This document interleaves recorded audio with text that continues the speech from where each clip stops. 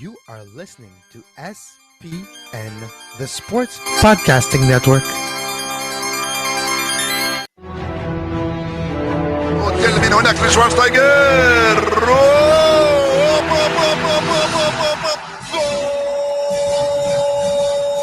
Va a pegarle Ronaldinho Gaucho.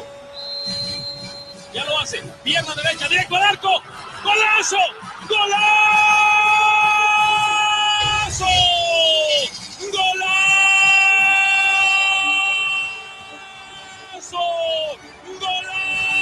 This is Soccer Today, live on SPN Radio, your new live show about the beautiful game in all its glory, with Duane, Rollins and Kevin Laramee. MLS, EPL, La Liga, Champions League, all is fair game. Powered by the Sports Podcasting Network. Visit us at sportspodcastingnetwork.com. It's a somber Soccer Today, Kevin. Yesterday, we've lost one of our own. We've lost an original one. Sigi-Seattle, no longer the manager of the Seattle Sounders. And the trend continues, Duane. They mutually agreed, apparently, to part ways. I did, indeed. And it's a very sad moment for MLS observers because Siggy's been there for a long time, and he mutually agreed to part ways, which is really a sad way of saying he got his ass canned, Kevin. The music on the cheesy speaker in the background. Yeah, that's nice. All right, I'll pause that because I know you like the sound. Anyway. It was Sarah McLachlan in the background there. I will remember you, which you all remember, of course, from sad puppy commercials in the 90s. But alas, do they still play those things? I don't know, but what was it? World Wildlife Foundation? I think it was the commercial. I believe so. Yeah. And Humane Society as well. Sarah did a couple animal things. And I will remember you would be playing with puppies with like drooping eyes and looking all sad through cages at you. Yeah. Well, Sigi-Seattle is gone, Duane. It's something we kind of expected. I was a little bit surprised maybe that the move was made during the season because it's something uncharacteristic of MLS teams. Usually it's more in the offseason that changes at that level appear. But for Seattle, quickly, it's quite a change of direction they're going now. Yeah, look, we were talking off air a little bit about what this means exactly, and I think that it's interesting that there always was this hook end, and I mean, for years people just thought, oh, well, Garth is just waiting for Christ to come available. He's just waiting to pull that trigger, but then he does this just a week or so after Christ goes to Orlando's, which suggests to me that maybe he doesn't want to go the same direction he did in Salt Lake. Obviously, Seattle needs to make some kind of change in their mind, although I think that, as we've talked about many times here, I'm not too sure what kind of change that they can affect at this point in the season, unless Ziggy has clearly lost the room, so to speak. I hate that term, but... Yes, well, you know what? Let's just go with this, Duane. We're talking about how the effect of a manager in soccer anyways. Like, clearly, you don't have the effect on 11 players at once. It's the selection of the players, how you train them, how this is what the coach brings, not in game. Like, you do adjustments a little. You talk about 3 substitutions, so you have 3 out of 11 things that you can do to influence outside of yelling at players, and we all know how that is effective. So what could have Sigi have done better? So that's what I'm wondering. What's the thinking behind letting go Sigi-Seattle in the middle of the season right now? Are they expecting a small coach bump, which technically doesn't exist? In perception, we think that, there's always a couple victories. Usually it doesn't happen. It doesn't pan out. Mauro Biello is the exception, and I would say Didier Drogba and Pietro Piatti had something to say with that. But if you're looking at Sigi-Seattle, is it the reason for them to fire Sigi? Because 2-3 victories maybe they'll get that they don't have any other way, and maybe that's the difference between making the playoffs and not. I mean, I think that the only other argument for it, other than to hope that you can turn it around this season, is to maybe give them more time to make the proper decision in their mind to bring in the next guy. I suspect that they'll go with an interim the rest of the way.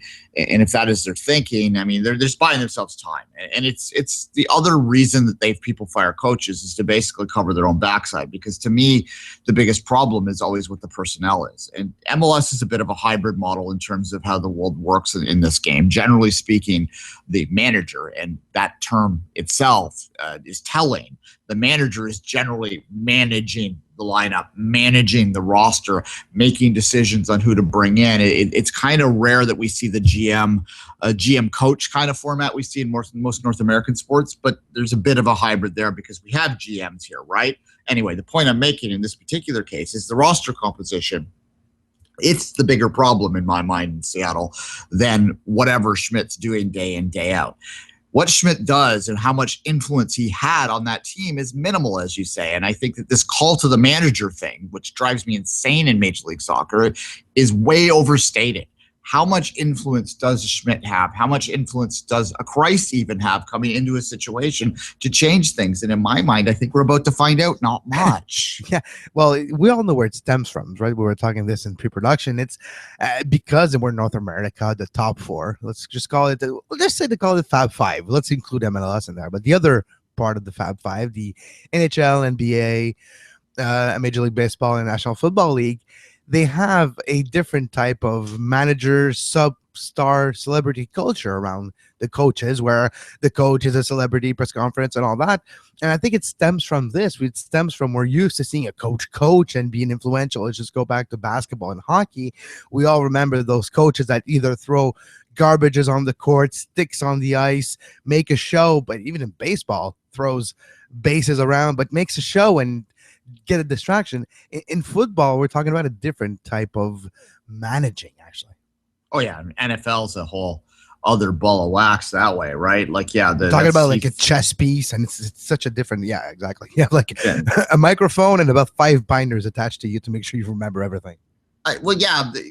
It's that fame thing, and they take a lot of they're the face of the team, and they're there for a lot of time. You look like Bill Belichick. You look at guys that have managed major teams for long periods of time, and how they become such the face of that franchise, the face of that club around the world in this sport. You look at a guy like Mourinho that comes in. He's not a long time in one place, but he's always the biggest personality in the room. He's always the focus of the room. And I think at this point in time, Mourinho is almost used to distract from problems elsewhere.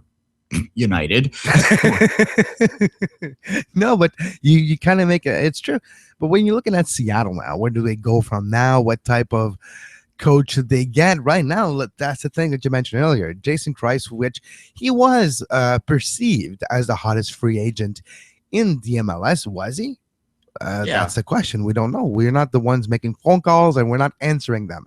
But if we're just dissecting after the fact, if we reverse engineer his signing to Orlando and the fact that Seattle could have canned Sigi-Schmidt 2 weeks ago if they felt the need be to get Jason Kreis, if that was the case.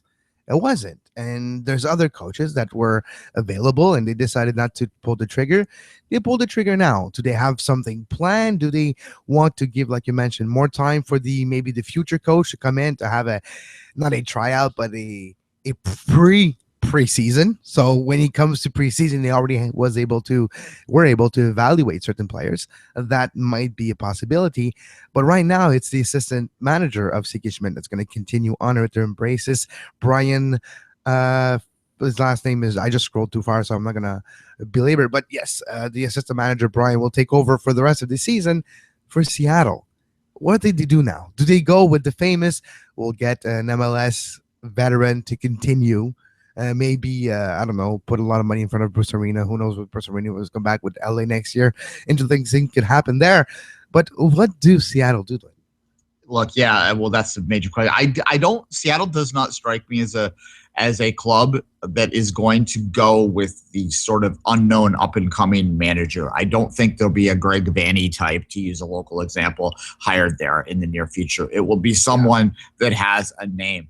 Whether or not they're willing to go outside of Major League Soccer, and I think most people, because Lagerwey is there, and he was in Salt Lake, and Salt Lake was very much the stable franchise in Major League Soccer, the franchise in Major League Soccer that did things kind of that smart local way, for lack of a better way to put it. Some people just assume that that's going to be his management style, but to use a hockey analogy, get your bingo card out. When Sather, the Oilers GM, moved to New York, everyone assumed that he was going to continue and take that sort of, thrifty way there to New York City. Nah, man, he got the money and started reveling in it. You don't know whether Lagerwey will do the same thing, Kevin. And so I could also see equally in my mind Seattle going big European, trying to find someone that's famous. Now, the one hybrid between that, last thought, and I'll let you jump in, the one hybrid on that is Mr. Bradley. True. Bring back Bradley again? I don't know. Well, you kind of took the words out of my mouth. Not the fact that I wasn't going to mention Bradley, but it's going to be a new Seattle Sounders next year. This year's almost a transition period. They let go of Martins, and I have a feeling Clint Dempsey, I'm not sure if he's going to be back, maybe not the same fashion, same role, or the same prominent position with this club. Maybe they're going to get into a new direction. Look at this league. I've talked about this last year, that during the 2015 season, MLS went from an old players type of league to you need to be fast, you need to be young, and you need to be creative to be successful. All that in a span of 6 months. Now we're continuing to see this from last year. So to see that continue, maybe Seattle has to go younger, has to go more popular.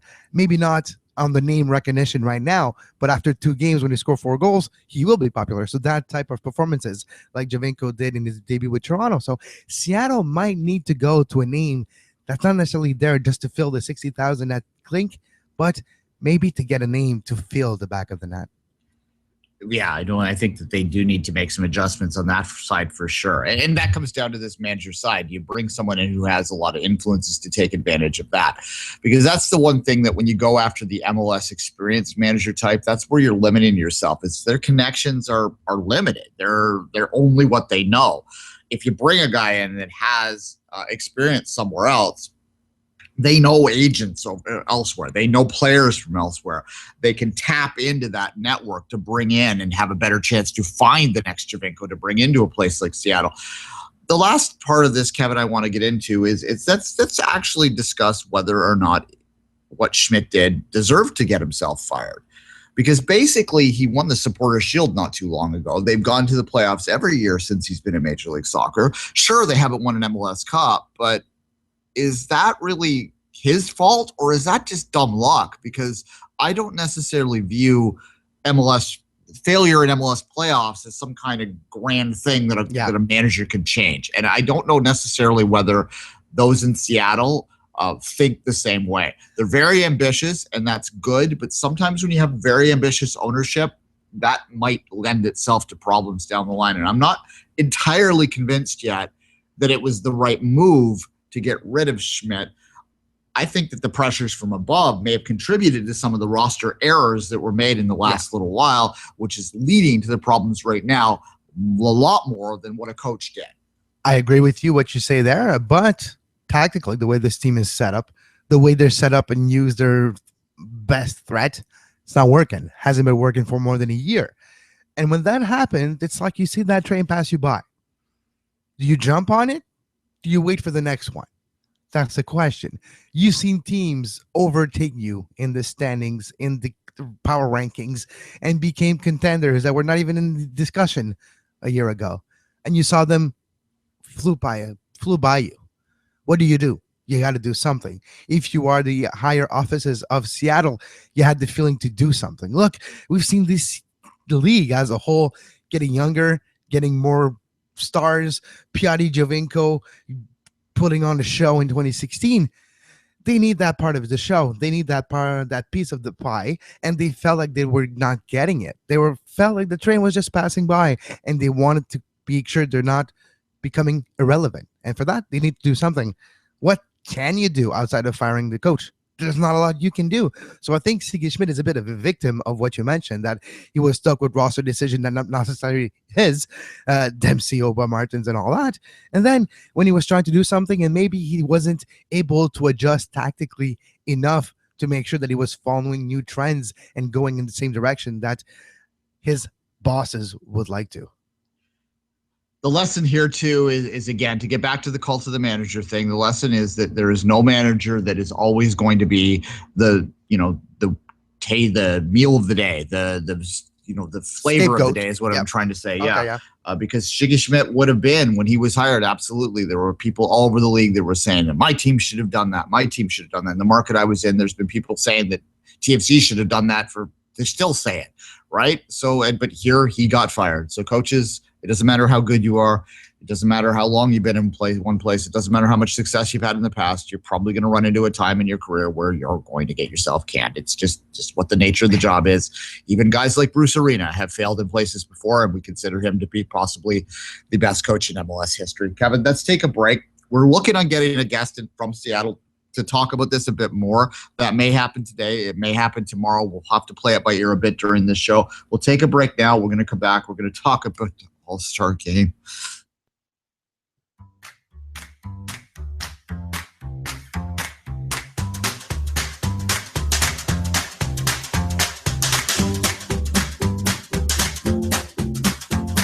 You are listening to Soccer Today, live on SPN Radio.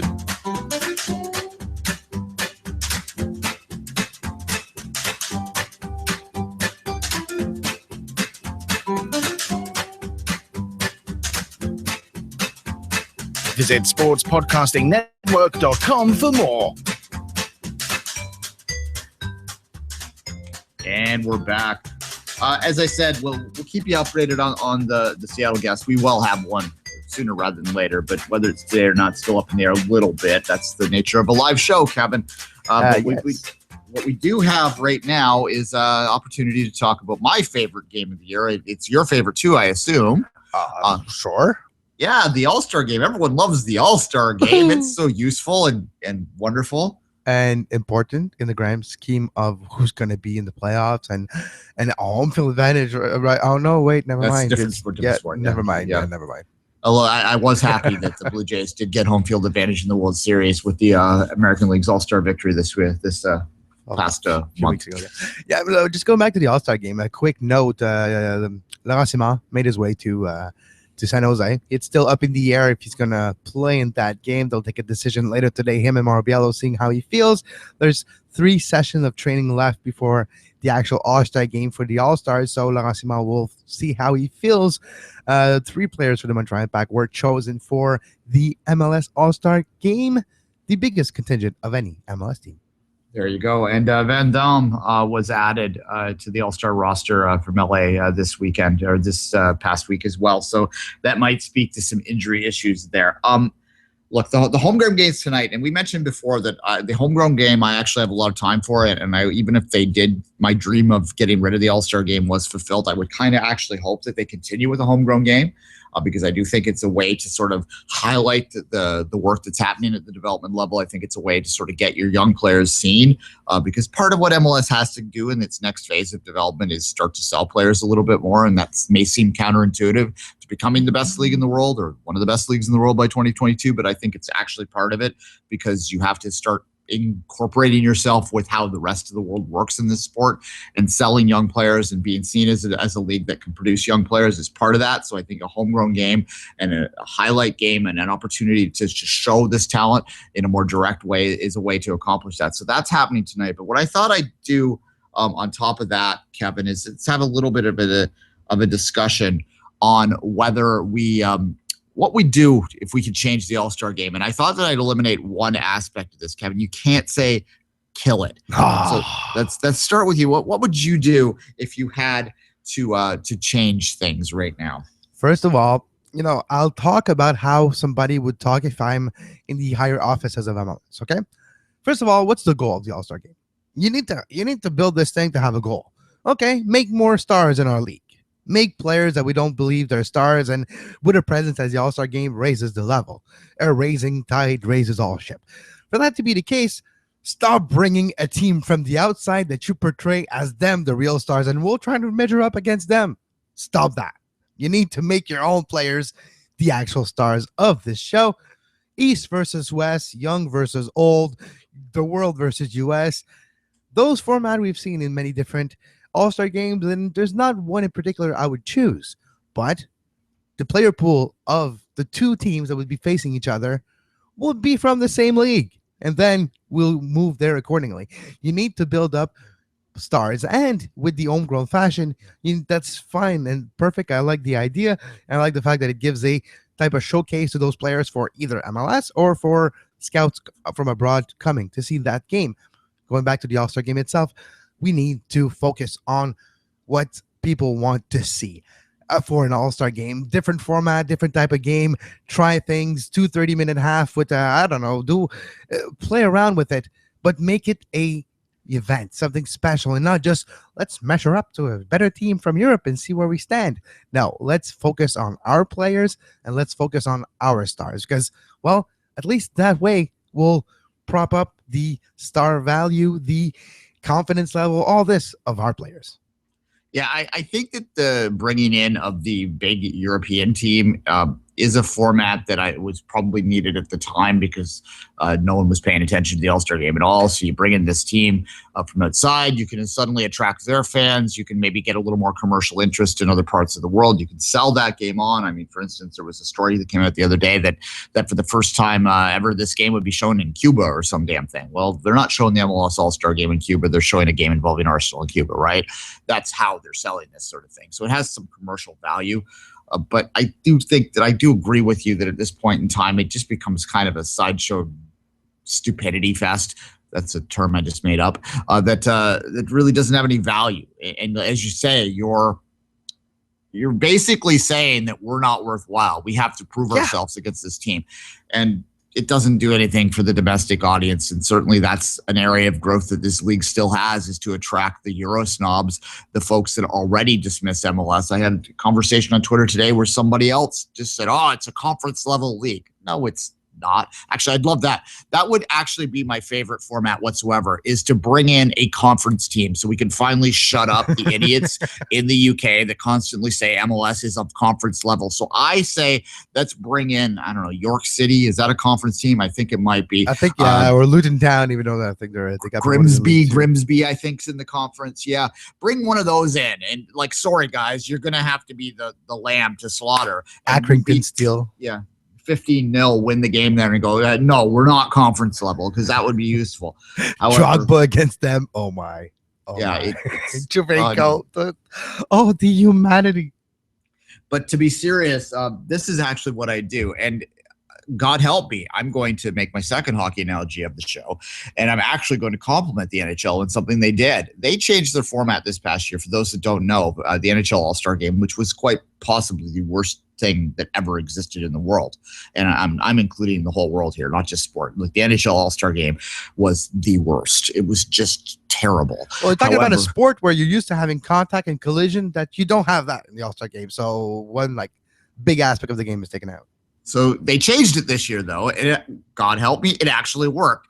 I don't know how long it will stay like this, and how what the staying power is and the interest level is long term. But what they did is they took their format, they actually twisted the game around a little bit, and decided to play a 3-on-3 tournament and put a pile of money in the middle of the ice, basically, for the winning team to grab. It wasn't a lot of money for guys that make millions now, but if you found a sponsorship in Major League Soccer and even put like a $500,000 prize fee there, those guys would start to play for that. Now, the other part of this is I wouldn't play 11v11. I would actually go 7v7, which is a normal training. And you play at Yankee Stadium. Well, you could. You'd play a small pitch 7v7 game, fast paced. I'd have more than 2 teams. I would probably have 8 teams I would put in, and I'd split them up based on like maybe where they're from. Like a tournament of some sort. Yeah, you have a tournament. So maybe you have Team USA, or like even Team California, or Team Canada. You'd have Team European, or whatever. Like, you put them up into different Team things. North America and Team European U23. No? Yeah, it sounds like the Folk Cup of hockey. But at any rate, no. For an All-Star game, this is fine, though. You have a little fun with it. You split them up. Even let them pick their teams if they want, whatever. And the winning team wins a bunch of friggin' money. These guys would fight for that. That would be fun to watch. You need to put like 500,000, like you mentioned, and for the winning team, 7v7, 5 versus 5. They're all good proposition. But yeah, exactly. You need to switch it up a little bit and highlight your players. And guess what? Example, if it's 5 versus 5, the team that wins the 5 or the 7 and win that money, hey, guess what? They'll have more airtime. They'll become bigger stars, and they'll really enjoy that experience. No, it's a very fair point. And, well, you kind of have to make it worthwhile, and it shows through the TV screen. And if people are phoning it in, if people are mailing it in, well, we know, we can tell. It's fast paced too. If you put 8 teams of, say 5v5 or 7v7, so it's wide open, there'll be goals. People like goals. Your corporate partners like goals. It's a little bit more intense in terms of what the players are going through there. So some of the managers and coaches might not be happy with this, but the players would be on board because there'd be money involved. And there'd be more of them that would be considered all-stars if you expanded the format out and had 8 teams there. You could be 4 teams as well, but you play like 20-minute games, right? So Duane, there's already like 35 players named to the all-star roster, which is like only like 18 will play. So we already have the right amount of players. Just divide them to 35 divided by it's 8. You got 8 teams of 5. There you go. If you went 7v7 and had 8 teams, it'd only be 56. So you're not adding all that many more, right? Yeah, exactly. And you can always manage that to be, or even futsal. You know what? How about having a futsal tournament for the All-Star game? Sure, why not? Yeah, something that's fast-paced anyway. And the quick boom, boom, boom. So some players are only on there for 20 minutes, whatever. They get their all-star appearance. They get their bonus in their contract that they were at the all-star game, all that sort of stuff. It works out for the players. The fans, they're constantly engaged because there's no time for these games if they're short bursts to go to nothing. They constantly, as soon as one game's ending, okay, boom, boom, boom, a little interview on the pitch, blah, there's the winning team, ha ha ha. Everyone's standing around like the Major League Baseball home run contest when all the players are on the pitch watching it too. So there's a little bit of back and forth there. You mic some of the players and just tell them not to swear and it'll all be fun. And like I say, you play up like Team Mexican American, right? That'd be fun. People would enjoy that. You'd have a natural cheering interest if you're Mexican American. Team Canada, God knows we'd be cheering for it. I was going to say Team US Canada. You have Teal Bunbury and Sidney LaRue on 2-2. There you go. All right. Hell, why not? Put the women in there. I don't care. Hey, there's an idea. Yeah. You know what? Why not? Yeah. The U.S. women play the All-Star team too. That'd be fun. All right. Maybe not that, but I don't know. There's other things you could do, but yeah, this thing needs to be mixed up a little. Yeah. East versus West. I know what you're saying with that, and you're right in terms of that would, highlight the players, and they've done that in the past. It would just kind of have it would have zero interest in me, whatever, right? They're going to kick the ball around softly for a while. So you have to find a way. And that's what the NHL did well with their format there. And people were questioning it heading in. But when the finals kicked off, when they dropped the puck for the final in the NHL All-Star game, they were playing for the money, those guys started to play.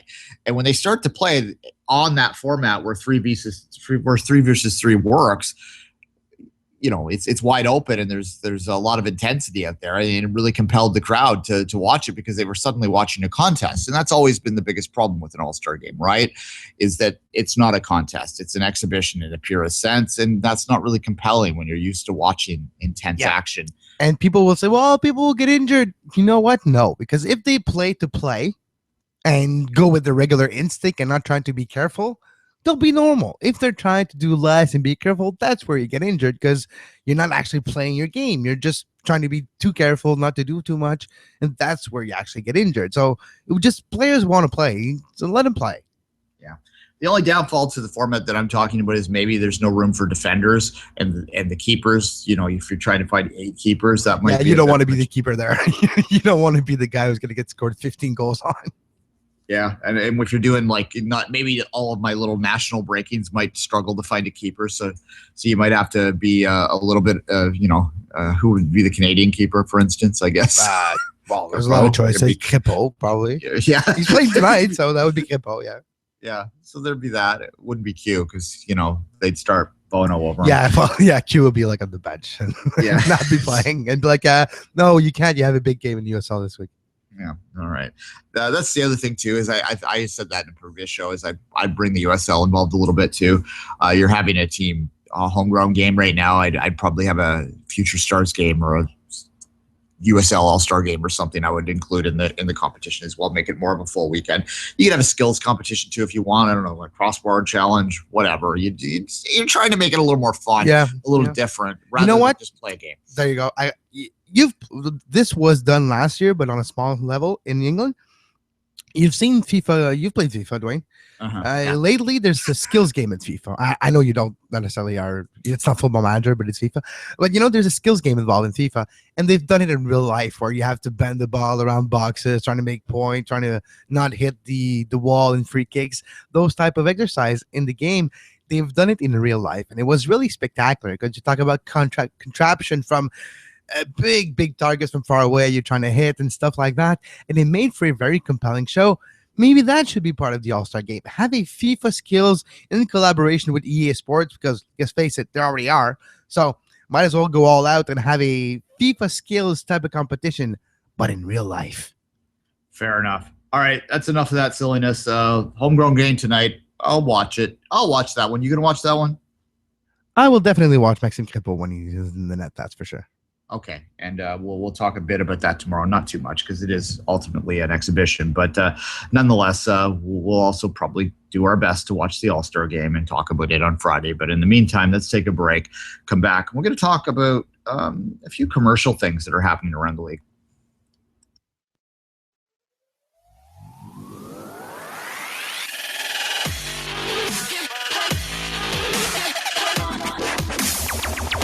You're listening to Soccer Today on SPN Radio. You can find the on-demand version of this very show on iTunes, Stitcher, Feedburner, Podbay Player, Podbean, anywhere you get your podcasts under the Sports Podcasting Network feed. Subscribe to our YouTube page to make sure you never miss a live show talking about soccer today, the MLS postgame show, open lines after dark, 5 rings daily during the Olympics. Make sure you subscribe and give us a follow on Twitter at SportsPodNet and like our Facebook page, facebook.com/Sports Podcasting Network.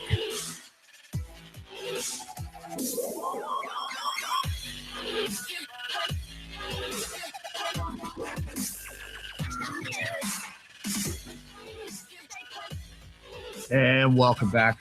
A real quick note, a little local, but nonetheless, I want to give a little congratulations to the Vaughan Azzurri here in the GTA, who won their 3rd straight U21 Ontario Cup this weekend. Good for them. That's a good program out there.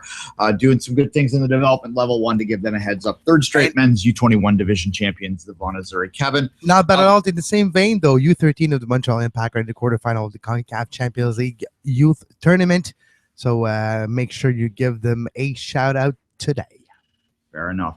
I believe there's another MLS team involved in that, but yes, I do believe so, but the name escapes me off the top of my head. Fair enough. All right, Kevin, we wanted to talk about a couple commercial deals here. The one that's kind of interesting to me, there's one's in the UK and one's over here. So we'll start with the one in North America, and that's SeatGeek is now been announced this morning, just before we went on air, actually, as the official ticketing partner of Major League Soccer. This is an interesting sort of exclusivity deal that's going on. Most of the other sports are kind of starting to push away from your StubHubs in that right now. You're seeing more often where you can't show your ticket on your phone. You have to print it off in paper. That's kind of a way to try and make it more difficult for those things to operate. So you can't just wander down the stadium and buy a ticket for $6 before the game, which I've done before for a not to be named team here in Toronto. Anyway, this is just an interesting thing. Now, I reached out to MLS just before this went on air to find out whether or not this was a a US only partnership, because a lot of their deals are, which is a whole other hot topic for another day. They haven't got back to me yet, so we don't know exactly whether Canada is included in this deal. But as of right now, the U.S. certainly is, and it's kind of interesting. Your quick thoughts on it, Kevin? Well, we'll see what that partnership entails, but it's something more than just the official partner. There will be ways for every single market to have a more direct access to a SeatGeek tab or part of the app to get exclusive deals, easier access, like you mentioned, easy access to tickets right on your phone, stuff like this that SeatGeek does offer is part of the partnership, as well as what is SeatGeek? People are wondering. SeatGeek, is it like a Ticketmaster? No, SeatGeek is more a third party type of ticket sales. They have more tickets, and the more tickets they receive at the same events, they can actually sell them cheaper. It's that type of thing too, and there's different offers. If you agree to do surveys, your ticket will be even cheaper. Those type of things are offered on SeatGeek, so it's still a different type of way to sell tickets. It's not just a box office that you go and get your ticket. There's a little bit more things involved, but it is, if you are tech savvy and involved on your smartphone, got the app, it is a good way to get different type of tickets for cheaper and to support as well other type of promotion, like Duane, Rollins and I, by example. He will be example to support us by getting tickets through us, and we have a little kickback. So there's that aspect of crowdfunding involved in SeatGeek as well. Yeah, there's some partnership there. They're one that they brought up. They highlighted is the possibility that maybe if you have an Airbnb, that you might be able to include like, oh, come spend the weekend here and also go to check out a soccer game while you're here. So you'd include the tickets in your Airbnb price. So it's still like a little add-on value if you're doing something like that. So it will allow third-party partnerships to happen with this third-party ticketing platform. SeatGeek is, as you just explained well, it's like StubHub, which is the one that most people will be familiar with. It is, allows you to sell off-market. Generally speaking, you can buy tickets. Well, they match the value of what the market demands. So, some people would have a more derivative term for that. That would be scalping, but yes, they would suggest that this is a way for a little more control and for the a little bit more control than it's actually like all the transactions are recorded. There's recourse as well if your ticket is not valid. It's a scalper with the positive side of thing and not the side effect of scalping, which is illegal. SeatGeek is not illegal. Yeah. Well, it's illegal-ish. Yeah, exactly. There's some loopholes and it just slipped into those cracks. Yeah, just like an Airbnb and everything. Just like Uber. The greatest thing about SeatGeek, StubHub, those things is you don't have to deal with the scalpers on the side of the road, which are vultures, and you shouldn't deal with them. These are better options for sure. They're not going to screw you over. I have dealt real quickly, just if you're thinking of doing this and you're a little leery, if you've never experienced it before, I bought tickets through StubHub, which is, like I said, the exact same as SeatGeek. I've used SeatGeek as well. They use them interchangeably. I bought tickets for StubHub before the American League Championship Series last year, the day before. The person on the other end was trying to rip me off. So basically they sold the ticket with the promise that they were going to send it to me the next day. That's an available option for you. When it hadn't arrived within 24 hours of me purchasing, I just simply called StubHub. They were amazing when they were dealing with me, and I'm sure SeatGeek is the same way in terms of they went, that's unacceptable. We apologize. You have two choices. We're either going to refund you completely now, fees included. That seller has been banned from our site instantly, no questions asked. And the other option they gave me is we will find you an equatable ticket if you wish. And I chose that second option, and within 20 minutes, they had called me back and said, these are your new seats. So if you're leery that way, that's a better way to do it. And that's, again, SeatGeek and StubHub and those places also they're better than scalpers in the sense that if something like that happens, you have a recourse. And they've legitimized themselves too. And a partnership like this with a Major League Soccer, again, not part of the Fab Four, but part of the top five in North American sports, is their first foray into a professional partnership with a league like this, and it kind of legitimizes what SeatGeek does as well. So you have the StubHub marketing brand partnership with LA for the stadium. You have SeatGeek with the whole league. Those companies are trying to find ways, at least optically speaking, to legitimize themselves, their reputation to become better. And I think the deal with MLS is in that same direction as a company for SeatGeek to legitimize and have a different out view and have a better product that people are not going to be wary of now. Exactly. All right. I'll answer you tomorrow if I hear back from Major League Soccer about the Canada versus US thing. Just reading this press release real quick, they do mention Canada at the end when in the about Major League Soccer part of the press release. So maybe they remembered that this country exists in this particular case. SeatGeek is in Canada as well. So the app is in Canada. It's in the Google Play Store and iTunes stores in Canada. You can use it for games in Canadian venues, and it's not just sports. It's entertainment, and arts, concerts too, concerts, everything. If Ligue is coming, and you're probably going to be able to find tickets there. So those are all options on SeatGeek, and they are present in Canada, so I wouldn't be surprised if that partnership includes Canada, because we do have the availabilities and capabilities, and MLS is quite a popular product on those type of apps. And that concert Kevin just mentioned, boy, anyway. You're not gonna find me there. Don't even. Yeah, you're not. You don't have the headdress all ready to go, and you're not gonna go. I do have some Stan Smiths, but I usually don't wear Urshel backpacks, so I don't have a beard as well. Okay. Fair enough. Bit of a hipster fest. It is. Yeah. It used to be cool though. It used to be underground. Now it's so mainstream. Like exactly. Oh yeah. It's like Burning Man. It jumped the shark a long time ago. Yeah. Oh yeah. Or what's the other one that's out in California too? Yeah. South by Southwest, or the Toronto equivalent, North by Northwest. That's in Austin. South by Southeast, or South by Southwest. North by Northeast is Toronto. I was at the first North by Northeast concert ever. Coachella is the one you're talking about. Yes, but that's the worst. All right, we just like probably made alienated half our fans, but sorry. Yeah, no, quick. North by Northeast just happened a couple months ago here. I was at the very first one. It cost me $20 for my bracelet. For anyone who's in Toronto that's listening to this, knows how much a bracelet costs now. It doesn't cost $20 anymore. All right, moving on. The other deal I wanted to talk about, this one's a little bit more interesting for the Premier League fans out there. Sky Sports and Twitter have signed an agreement with each other where Sky Sports now has exclusive rights to show GIFs, basically live during play. So a goal happens, you go to Sky Sports. Unfortunately, it's just for the UK and for Ireland, although I'm sure there's ways around that. No, but you will have that. The now famous, this content is not available in your country. I hate when you have that live on your feed. Like, well, why are you showing it to me then? Just don't show the tweet. Yeah, which is ridiculous anyway in this modern era. Yes, like borders online. Come on, yes, we all know what I mean. Yeah, it's an interesting thing, and it just shows how these leagues continue to find new ways to monetize themselves. Because for years, what's happened with Twitter, and a lot of fans have feared that this was coming down the pipe.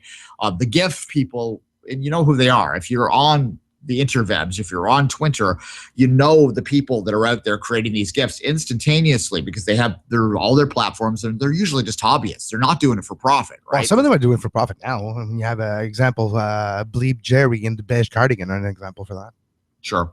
But yeah, I think of a few people that just were doing it because they love the sport, right? So I suppose that's anything. So the leagues sort of jump in, see this as an opportunity for them to cut that sort of stuff off and to make some money off it. And clearly they're doing that with this. It's probably a good piece of business though for them, and definitely for Twitter. Well, for Twitter, because it's really sorry to cut you off, Duane, but yesterday was announced that Twitter for a third trimester in a row are the results are a little bit disappointing. The stock went down a little, and for a partnership like this, when Twitter announced that they actually monetize a part of their services, because Twitter has been running at a loss for the entire history of Twitter, and we're talking about huge amount of losses every year, but this partnership actually gives a new option to monetize what Twitter wasn't able to do before. We're talking about business talk here with Kevin, but yeah. Yeah, no, exactly. We're not experts on that, but nonetheless, anything that Twitter can do to find media platforms to try and create a little more revenue for itself is obviously going to be positive for the platform, although the platform has some problems in other ways. But nonetheless, this is something that it does need to address, because I don't know how long you can sustain a company that doesn't make any money at all, really, right? And this is just a way to sort of do that. I assume that there would be some kind of sponsorship deals attached to it down the line to help to pay for offset the cost of whatever they paid for these marketing rights. I do worry a little bit that when you take the ability of hobbyists away to do what they love and what they are promoting for free, whether or not that's always the best way, and particularly when the Premier League is pretty vigilant about protecting its rights. Yeah, but Duane, between you and me, it's 2016, and we've seen this fight before of copyrights in the internet. Who wins usually? Well, exactly. Just people will do what people do, and whatever you say, it's not going to stop people from just creating a new Twitter account and redoing GIFs then 20 minutes after. Yeah, true enough. I mean, you lose your followers and all that sort of stuff. That's what I'm getting. It's like the companies, they sometimes need to. And I think that they're getting a little smarter with this, that they understand that there is a value. It may not be a direct monetary value for them, but there is a value in having a certain amount of fan-driven content out there, and to turn the eyes away from some of that stuff is probably in their best interest, particularly, and I think Major League Soccer should understand this if we want to take it back to our wheelhouse here, particularly in a sport like MLS that maybe doesn't necessarily have the widespread mainstream attention that it would like, to allow some of that fan-driven stuff to continue, hopefully to well. This is Premier League, different animal, of course. But but you're right, especially the example, Duane. We'll just use an example that we can meet. Sometimes I look for the network and look for the numbers and look on different other platforms that we're not supposed to be on. Guess what? We're on them. Somebody else took our things and put it there. And I could be like, oh, what are you doing? You put my stuff somewhere I didn't want to. I don't know. But guess what? It's more people listening to our stuff. So if I act accordingly and put my bumpers and put my commercials in my show, doesn't matter where you put it or where you listen to it, I put my content in. So it's how you manage the situation. It's important. And you're not going to be able to block whatever. It's 2016 and it's the internet. Nothing can be blocked. Fair enough. All right. Enough of that. We'll come back after this quick break. We're going to talk about Neymar. Damn. And his party animal instincts. I remember his ban on the Champions League final last year. No, don't you? Well, A lot of things change quickly. Hey, it's Kevin of the Sports Podcasting Network. On SPN, on top of What's the Score, the Sports News Quiz, you can find a plethora of great sports podcasts. Hardwood Radio, Gridiron Radio, Sports, It's in the Game, Scuderia F1, the second most listened to F1 podcast in the whole world, Soccer Today, live radio shows like Open Lines After Dark, MLS Postgame Show, Two Solitudes Soccer Podcast, Off the Woodworks, and much, much more. All that on the Sports Podcasting Network.com.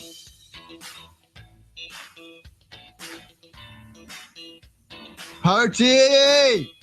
Woo! Yeah! Woo. I am a wild party. Where are the light sticks? Yeah. It's the second time I've done that today. Yeah, you did it yesterday. This week, yeah. Exactly. Neymar, Duane, is going to use the Rio Olympic to make sure that people have a good time. He's going to personally take care of people's party time in Rio. That's how much you want people to make sure they have a good time in Rio, right? That's why. This is the best headline of all time that I just saw this morning. Neymar vows to keep partying as games approach. Okay. There's a lot of gold in this. He was at a press conference yesterday in Brazil where they were questioning whether or not his lifestyle needed to maybe calm down a little bit in the lead up to these games. The Brazilians are getting a little bit antsy, I suspect, about their ability to sort of avenge the World Cup last year. This is, without a doubt, I think the weakest generation of Brazilian men's players in quite some time. So Neymar didn't exactly ease their confidence with some quotes like this. Let me just read some of them to you, Kevin, and then we'll talk a little bit more about some of the general ideas here. This is Neymar speaking. I think you have to start by looking at what I do on the pitch. The moment I'm off the pitch, that's my personal time. I like to go out and have fun with my friends. I have family too, so why can't I go to the clubs? I can and I will. I'm well aware about what my duties are the next day. I'm going to keep going out, and I don't see anything wrong with that. He sounds like a petulant child. He sounds like Johnny Manziel. Yeah. Sorry for the obscure football reference, if you're the other football reference. But that's what it looks like. Look, somebody that has been told, look, you should change this. Why should I change this? I think it's fine. You know what? It's my life. I can do what I want. Okay, Dad? Well, yeah, that's what I was thinking of. That sounded like a teenager talking to his parents. I'm going to go out and you can't stop me.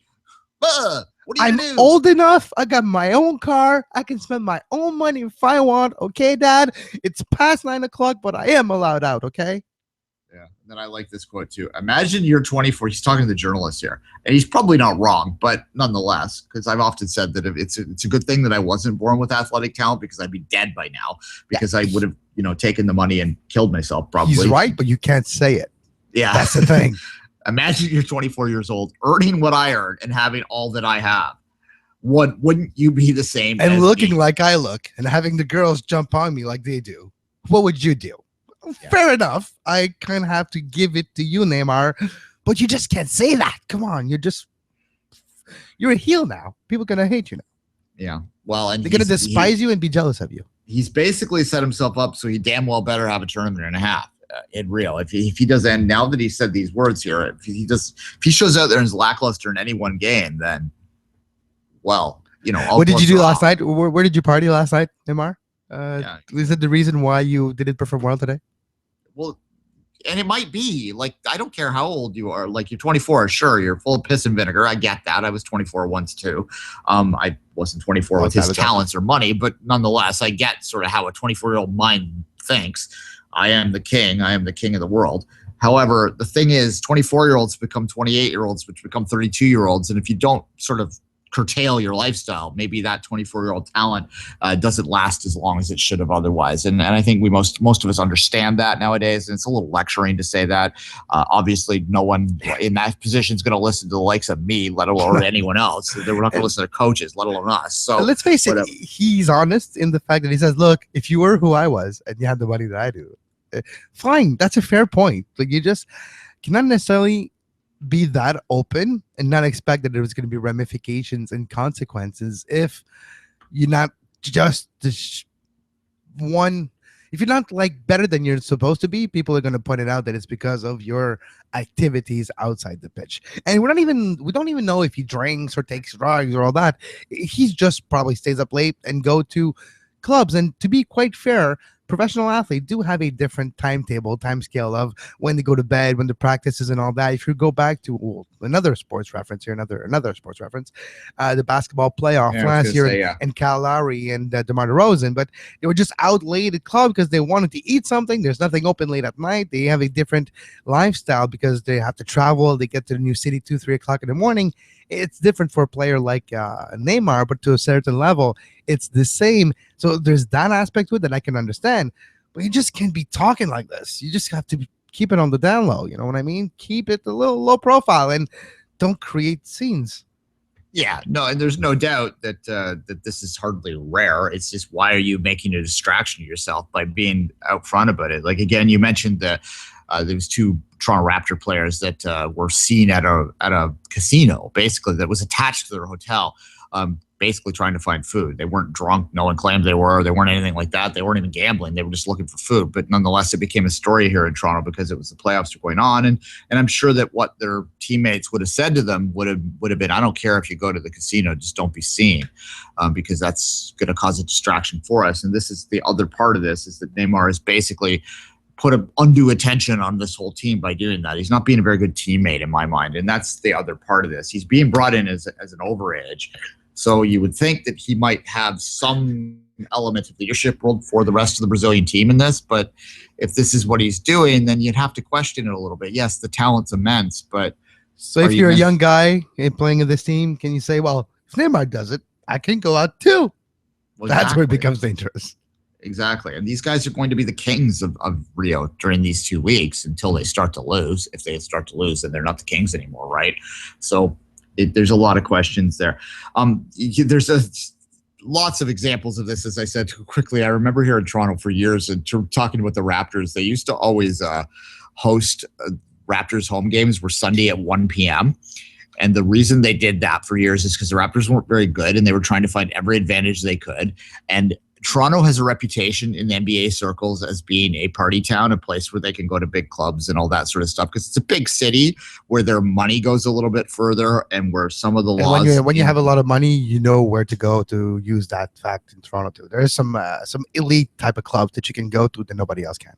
Yeah, and there's the stripping industry has more liberal rules. Let's just be blunt. So at any rate, you can't touch. Touching is something that is not prohibited in Canada. Yes, exactly. But anyway, there's a reason why the Raptors played their 1 o'clock games on Sundays, and they had a very good record in those 1 p.m. games, just because their players were used to the city, and the other players that were coming in were not used to the city, and they were playing the Raptors the next day, so they didn't really care. So it does have an effect on your playing style. The Chicago Bulls famously lost a game against the Raptors at 1 p.m. on a Sunday. We don't like to admit probably why they lost that game very often. It was during their record season. Well, they're now no longer record season. Their second best season of all time. They did lose one of those games to the Raptors. So had they not probably gone out partying the night before, maybe they'd be tied with Golden State now, Kevin. They would be 73 and 9, I think, or instead of 72 and 10. Exactly. All right. Well, look, quickly on this to end it, we will have some Olympic previews well, I'll have one coming down the pipe soon this week. I have about 5 of them that are sitting on my computer right now, just ready for some final editing. They're going to come out in the next couple of days. Football will be one of them soon. I think Kevin and I might do that one together, Kevin. Yeah, I haven't told you that, but we should probably And we'll probably look to get a guest to talk about the Olympic tournament specifically in the days ahead. As I've said many times before, 5 Rings Live will be on live during the games. You'll be able to watch that. We're working to get the exact timing of it down, Kevin and I, in the next week or so, and we'll make that announcement. Certainly, you will get Olympic soccer coverage on Soccer Today as well. Probably a little more detailed stuff there. So anyway, I think we'll wrap it up about 5 minutes early today, Kevin, because we might have another interview coming down the pipe in a minute or so. And we've sort of run out of steam on the Neymar stuff. Any final thoughts on that? Well, again, we'll see, but you just can't say stuff like this, Neymar. You cannot just be honest like this. And if you thought that was not going to go anywhere, well, you're talking to Marca. Marca is going to take every single spin they can on an article to make sure that it goes worldwide. So maybe the quotes were a little different. We'll see. I still give benefit of the doubt because it is Marca. But at the end of the day, you just can't go out and say stuff like this. Well, exactly. Marca speaks to the other part of this too, is his club career could suffer if he continues to offer like this. Barcelona is not going to suffer fools too long, right? No, exactly. So until tomorrow, 11 a.m. on Soccer Today. Tomorrow we'll have a bit more USL coverage today because of the Sigi-Schmidt firing. We changed a little bit of our schedule, but tomorrow, USL Thursday, with more USL coverage on Soccer Today. And until then, for Duane Rollins, I'm Kevin Laramee. Have a great soccer. You were listening to SPN, the Sports Podcasting Network. Visit us, sportspodcastingnetwork.com.